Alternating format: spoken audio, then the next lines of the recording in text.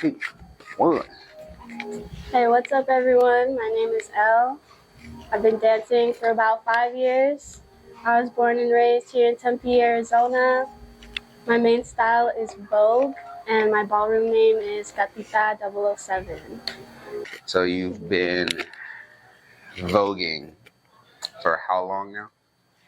It's coming up on a year in August. Okay, all right. So vogue is a street dance style. Yes, it is.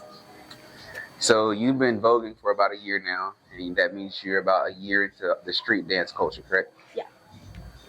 What's some things that you notice that you like, and some things that you dislike within the street dance culture? Ooh. Well, I'm going to speak on ballroom culture specifically because Ballroom is technically a street dance culture. Salsa, merengue, bachata, all of them. Right. Always in these streets, yes? Yes. I'll say I don't like the cliques, the houses can get very rival-y. There's a lot of rivalry, Okay. which I'm used to because dance is competitive. But when it gets personal, that's where it's like, all right, I'm going to stick to being solo. That's why I'm a 007. What I do love is how expressive it can be, how you can just be yourself completely, and all the community that you have, especially in ballroom. It's like I'm in the LGBT community, so it's a safe space outside of my home. If I'm not accepted in my home for being who I am, I can go and dance my heart out, and I know people there will accept me for that. So that's what I love the most. Okay. And yeah, seeing other people do it too is Cool. always awesome. Cool.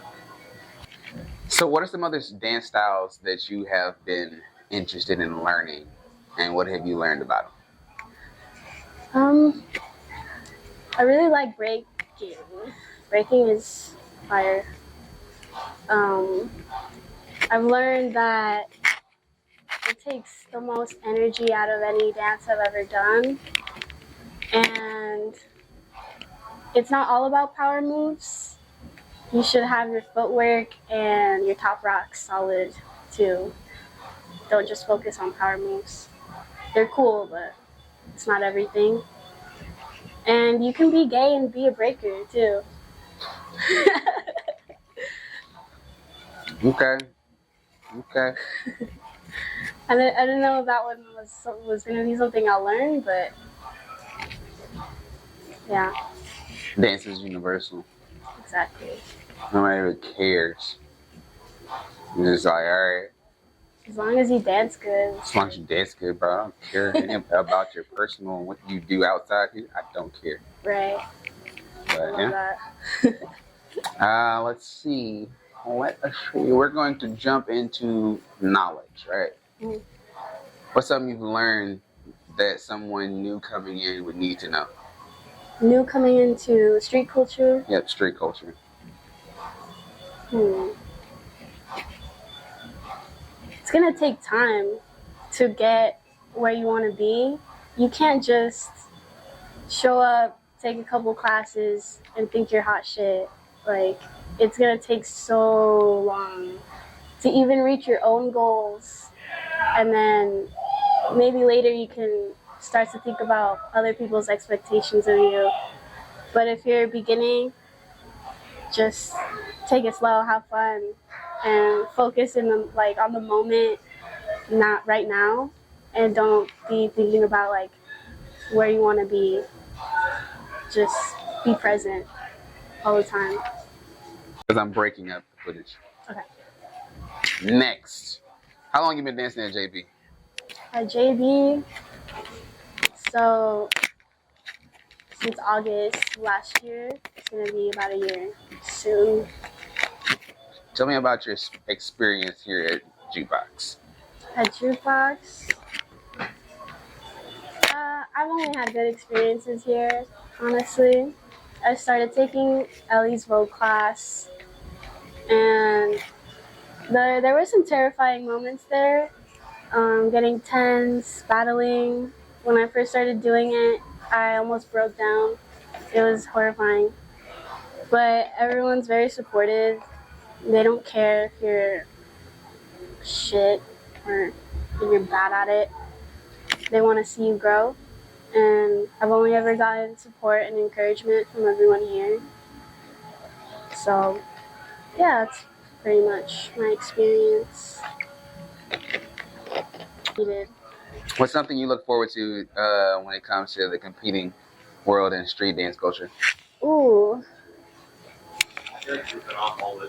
Just like leveling up my skills, because the way I see competing is like you can't ever get worse. You're only ever gonna get better. That's my favorite part. Okay. We talk about something called the journey in street dance culture a lot. Mm-hmm. Tell me what you've learned about the journey. The journey. It can be scary, but if you just go for it, you know, straight for it, and you know, don't back out and get all ooh. Once you decided to go, just go and keep going. Like don't like when you look back, just look back to see your progress, not to put yourself down. Just keep it moving. What's up? It's your boy Paper Stacks. Get it? I just like to say shout out to everybody who watching. My name is Dorian Woodward. That's Dorian with a D. They call me Dang Woods. Not only that, but if I'm Crump, you know, I'm Moonboy, you know. AKA Swamp Water.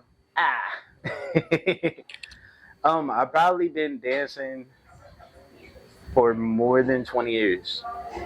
Interesting story. I'm gonna kick right quick since I'm in this mother-loving interview, G. I learned how to dance from being able to copy Usher's Yeah music video. That is when I discovered I had that gift. Okay. Ever since then, it's just been like a real roller coaster, dog. Like real talk, it's been crazy. I've done amazing things. I've been so many different places. And you know, I treat my dance journey like life. There's gonna be a whole bunch of ups and downs, but as long as I stay consistent and love what I do, I can find true happiness there. And Crump. You've been in and out of Crump. In and out. In and out. Like the restaurant. What are some things that you've learned that a rookie coming in would need to know? Oh, go ahead. With being a rookie in Crump, I think it's extremely important to take your time and trust the process.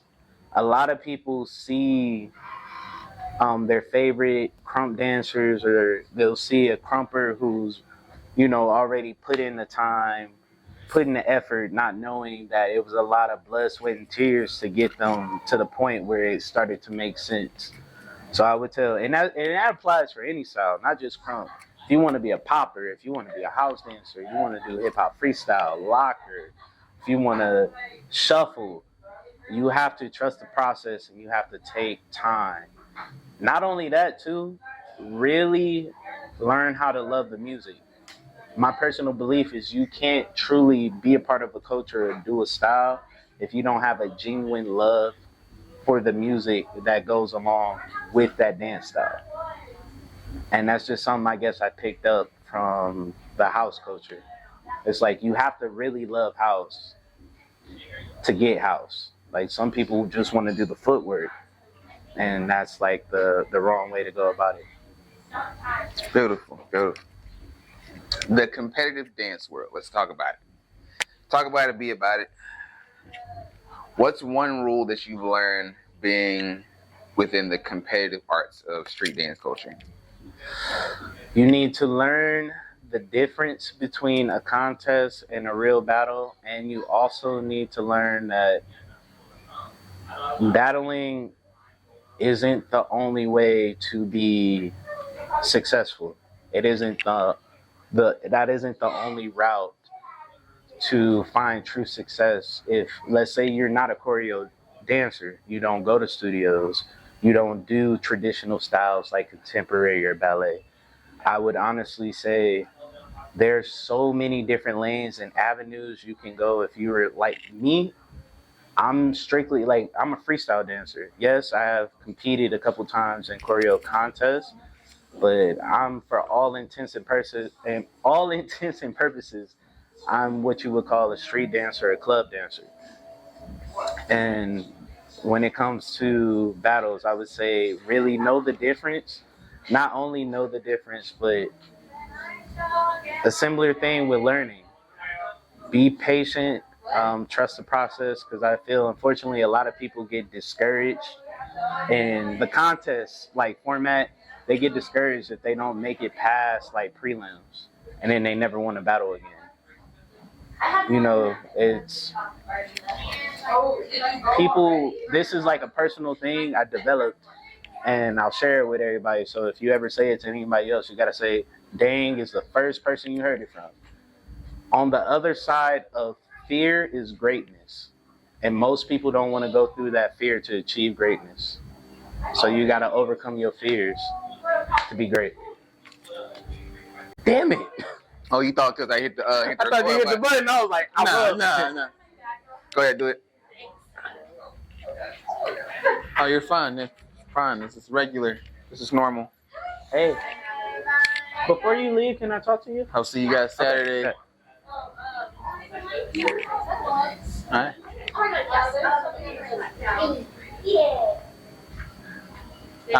I'm digging this hat you got going on, my lady. Hey, the bowl hat is tough. I'm tough to see. Hey, the bowl hat is tough. Where'd you get that from? Amazon. Exactly. I'm talking Hey, watch this, Amazon. Ooh. Bro, I'm already Oh there. no, I'm already there. I'm recording. What are you talking about? You must not know. I'm JB relative. Facts. Not everybody got $20 to spare, so thank you for coming out. You already know me. Yeah. I don't know my rights. Oh, it's okay if you have to leave. I keep reading, but I have to send it to you guys. I have to download it first onto my phone, and then I'll send it to you. Okay, no problem. You look nice. Yeah. That's a 10 man right there. That's a 10 man walking. A 10 man walking. Oh, snaps. I saw his flyer. I was like, I see you, my boy. All right. Are you ready? Yeah. So, All right. Is it on? yeah, it's rolling. Oh my God. No, it's blooper reels all the time. You know what I'm All saying? the time. 'Cause I need the raw cut. Hey, man. What you know about the raw? All right, I'm sorry. Oh, trust me. Hey, I'm making a documentary. Some of these monologues, and we'll be going on the documentary. Let me relax. Are you good, bro? Detroit. Detroit versus everybody. What's good? All right. Yes, So- laminating pouches. Oh, sorry. Oh, you're fine. You are fine. We haven't gotten to the meat and bones just yet. Oh God. Okay. Pressure. Yes, sir. But So- pressure make diamonds. We're gonna go over since we've been through the competing component of dance and street dance culture, that's specifically with Crump. Mm-hmm. Let's talk about the session. Session is a big thing. Mm-hmm. No, not too many people talk about it, but we're gonna talk about it. Right. What do you find is the biggest importance of the session when it comes to street dance culture Just within Crump or any style? within Crump? Okay. So the session is it's like the part of Crump culture that helps you find your personal identity. Like, you can't say I Crump, you can't call yourself a Crump dancer if you do not, like, in my opinion, if you're not consistently going to sessions.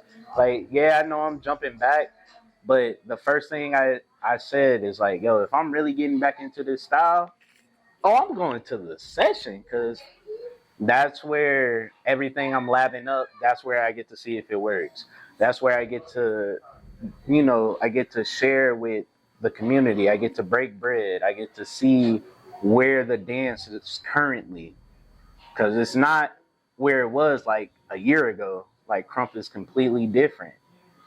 And the only way you can stay up with the current events in the dance, the only way you can improve your stamina is by going to the sessions. You just got to. If you don't go to the sessions, don't call yourself a crump dancer. I don't want to hear it. I don't want to hear it. Be definitely specific. We don't want to hear it. We don't want to hear it. Okay? So you better come to the session and get off. Because right now it's controversy of freestylers using crump fundamentals and not being at the session. We about to get to the meat and potatoes. And not seeing other crumpers. Like if a crumper has never seen your face at the session and you're doing crump moves and you're not validated by another crumper who has taught you it, 9 times out of 10, the rest of the crump community is not going to accept you. Can y'all hear me in the back? Can y'all hear me in the back? Hey, yo. I'm going to keep it a buck. If you are not truly labbing in the style, if you don't have a genuine love for the music of a style, you're not coming to the sessions, stop throwing crump elements in your round. Because, in all honesty, you look crazy. I'm sick of it. I'm sick of it.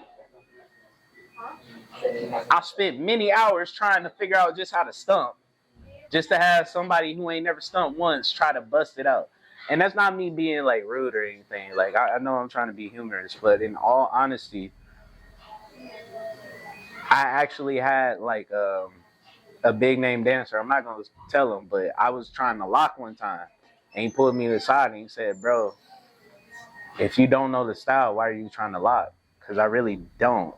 Like I've had the honor to work with people like Leia, El Thriller. I had the honor to work with people like J Bug, but I haven't put in the hours. I haven't put in the time. I haven't done my research. I haven't done my homework. So you will rarely ever see me lock. The only time I will ever lock is if I'm in the safety of my bathroom, because I kill it in the bathroom. But will I ever do it in a cipher, in a session, at a battle? No, because I haven't earned the right to me. I haven't earned that right to try to do this style. I'm not a part of that culture. Everything else I do, I've definitely put in the time. I got receipts. So I do it. But yeah, if you are not putting in the time, if you're not trying to get the knowledge, if you don't know who Tie-Dyes is, if you don't know who Miho is, if you ain't never watched Rise, stop it. If you don't have a Bandcamp with more than, I would say, 20 crump albums, stop it. Stop it. Stop it. And you know what? I'm gonna play devil's advocate too, because now I'm really diving into some shit. Because that was a dope ass question to open up. This is a message strictly for the crumpers. Stop just getting mad at them. Pull these people to the side and really, let them know, like, hey, you shouldn't be doing this. Come to the session. Like, you don't even know. With crump or any style you do, you need to know your why. If you don't know your why are you doing it? Huh? I can't hear y'all through the camera. Why you doing it if you don't know your why?